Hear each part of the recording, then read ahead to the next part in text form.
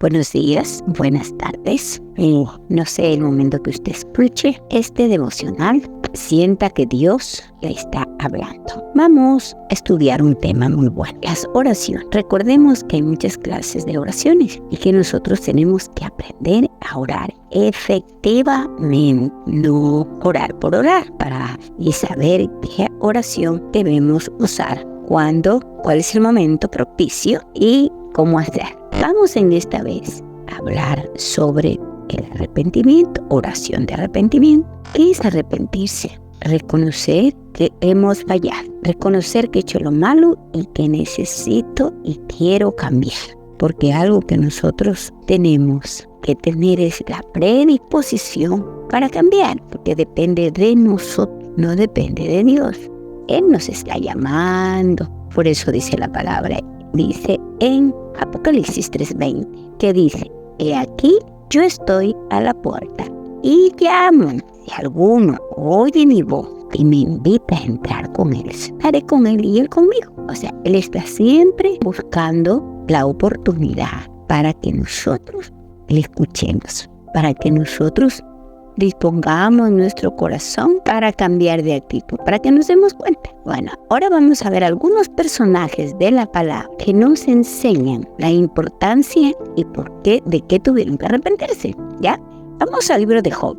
En el libro de Job, el capítulo 42, versículo 6. Dice así la palabra.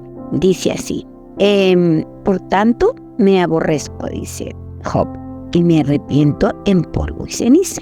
Vamos a recordar que en el capítulo 1, Dios tuvo un confrontamiento con el enemigo, pero sacó pecho. Si has visto a mi siervo Job, a varón perfecto y recto, temeroso del mal. Y el diablo le dijo: sí, es verdad, pero porque tú lo defiendes, lo tienes cercado, no me dejan tocarlo. Que él sabe que el Señor le dijo: te doy permiso para que lo toques, pero no toques su vida.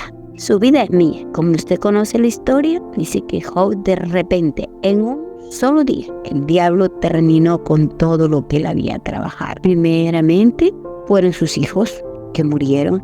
De allí fueron sus ovejas, sus vacas, todo perdió. Pero dice la palabra que aún ahí, Job mantenía su integridad. Él dijo: Dios dio, Dios quitó, bendito sea el nombre del Señor. Pero cuando comenzó la aflicción en su cuerpo, con esa sarna, que era desde la corona de la cabeza hasta los pies, y fue abandonado de todo el mundo, aún su mujer le dijo: maldice a tu Dios y muere. Entonces él comenzó en el proceso. Y en el proceso, él comenzó a confrontar a Dios, a decir: mira, Señor, hice el pacto con mis ojos, nunca vi nada de lo que no debía ver. Ayudé a la viuda, ayudé al huérfano, ayudé al extranjero. He hecho todo, decía Job. ¿Qué pasó? ¿Por qué me castigas? Y en un momento de su desesperación llegó a decir que para qué permitió Dios que él nazca. Si Dios sabía lo que le iba a pasar, era que no lo dejen hacer. De todas estas cosas que habló, se defendió. En este capítulo, que ya es casi el final del libro, es cuando Dios lo confronta y le hace ver quién es Dios y quién es él. Y ahí él llega a entender y decir lo que dice aquí: por tanto, me aborrezco y me arrepiento en polvo y ceniza. Él dijo: he hablado mal, he dicho cosas que no debo, pero me arrepiento.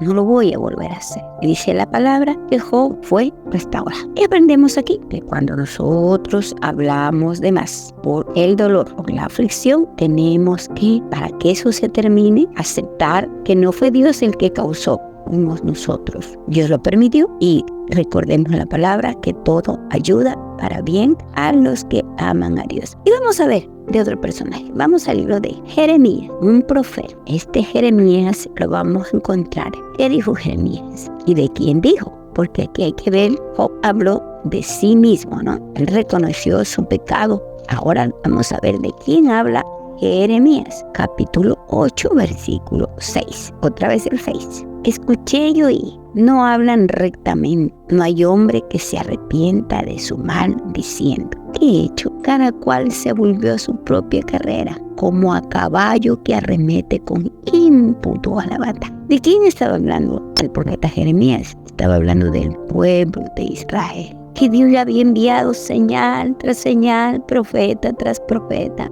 a advertirles que va a venir un juicio, pero que si ellos se arrepienten, Dios no lo va a hacer.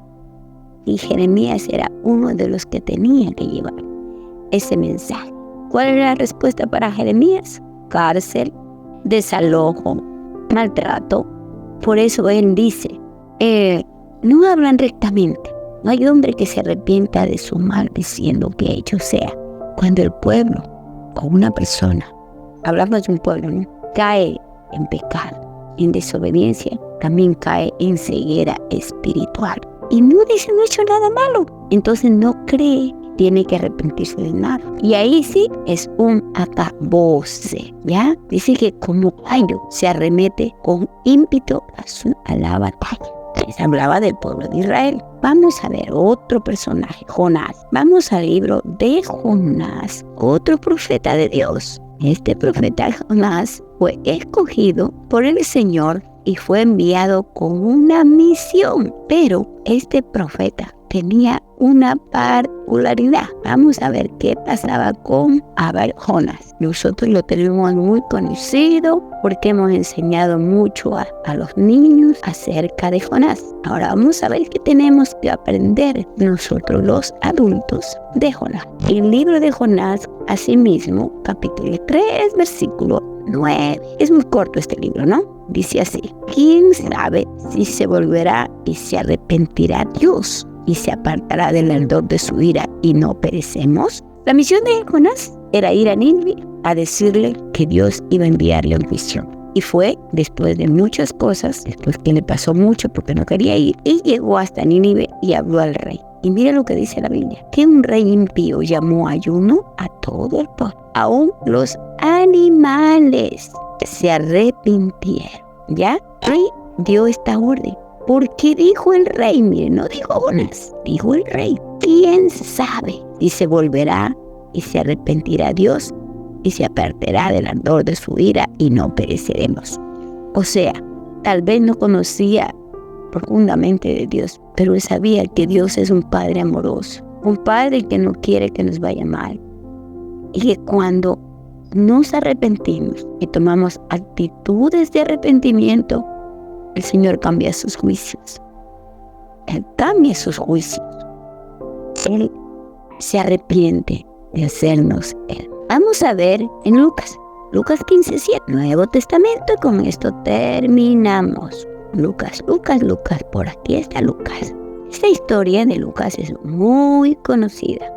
Recordemos que esta historia se llama la historia del hijo pródigo, que usted, de la oveja perdida. Bueno, vamos a ver al versículo 7, dice: os digo que sí habrá más gozo en el cielo por un pecador que se arrepiente que por 99 justos que no necesitan de arrepentimiento. O sea, para Dios el arrepentimiento es excelente y para nosotros también. Si nos arrepentimos, cambian las circunstancias. Pero si no, pues seguiremos sufriendo las consecuencias de nuestra mala vida.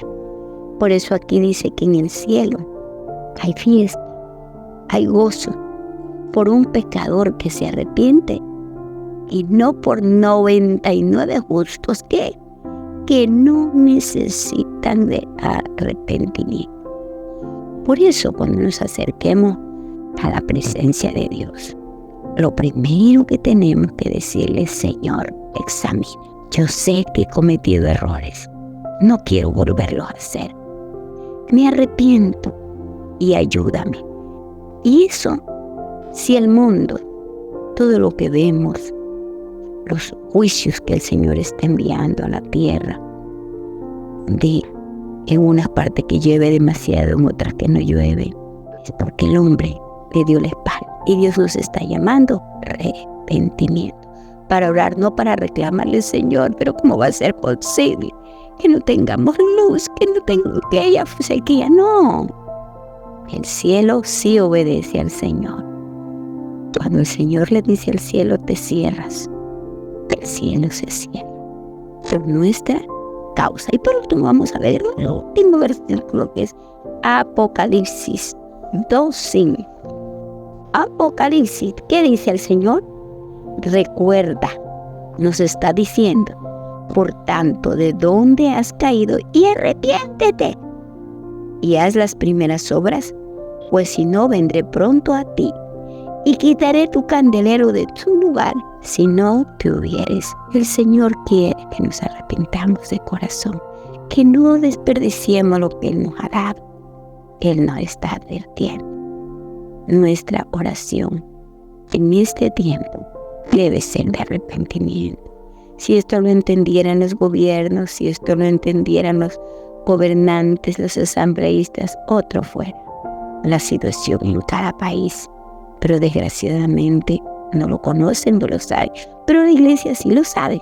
Y nosotros podemos pedir perdón y misericordia por ellos.